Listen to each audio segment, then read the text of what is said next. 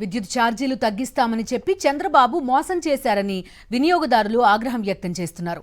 అధికారంలోకి వస్తే ఛార్జీలు తగ్గిస్తామన్న చంద్రబాబు ఇప్పుడు ప్రజలపై భారీగా భారం మోపుతున్నారని మండిపడుతున్నారు. గతంలో స్మార్ట్ మీటర్లను ధ్వంసం చేయాలన్న నారా లోకేష్ ఇప్పుడు ఎలా బిగిస్తున్నారని ప్రశ్నిస్తున్నారు. వెంటనే పెంచిన విద్యుత్ ఛార్జీలు తగ్గించాలని డిమాండ్ చేస్తున్నారు వినియోగదారులు. కూటమి ప్రభుత్వం ఏర్పడి 6 నెలలైంది.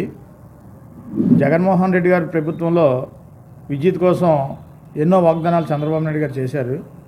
నేను వస్తే మొత్తం కరెంటు ఛార్జీలన్నీ తగ్గిపోతాయి, స్మార్ట్ మీటర్లు రావు, నారా లోకేష్ గారు అయితే స్మార్ట్ మీటర్లు పెడితే పగలగొట్టేయండి, ఇవన్నీ చెప్పారు.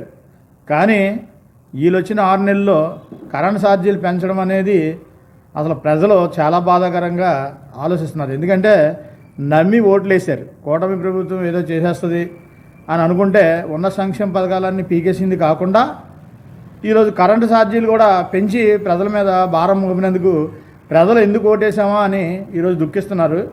నారా లోకేష్ గారు ఆయన మాటలు ఏమైపోయినాయో నాకు అర్థం అవ్వట్లేదు. ఎందుకంటే మీరు స్మార్ట్ మీటర్లు పెడితే వెంటనే పగలగొట్టేయండి అని ఆ రోజున మీరు ఆదేశాలు ఇచ్చారు. కానీ ఈరోజు ఇదే స్మార్ట్ మీటర్లు ఆల్రెడీ బిగించేశారు. ఇప్పుడు గ్రామాల్లో కూడా వచ్చి ఇళ్ళకి బిగించడానికి మన విద్యుత్ అధికారులు రెడీ అయ్యారు.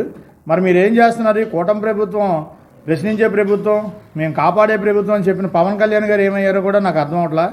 మీరందరూ కూడా మరొకసారి కరెంటు ఛార్జీల కోసం ఆలోచించి పేదవాళ్ళ మీద భారం పడకుండా మీరందరూ కూడా ఒకసారి వెనక్కి తగ్గాలని, ఈ విద్యుత్ విషయంలో కరెంటు ఛార్జీల విషయంలో పేదలు చాలా ఇబ్బంది పడతారని మీకు నేను తెలియజేస్తున్నాను.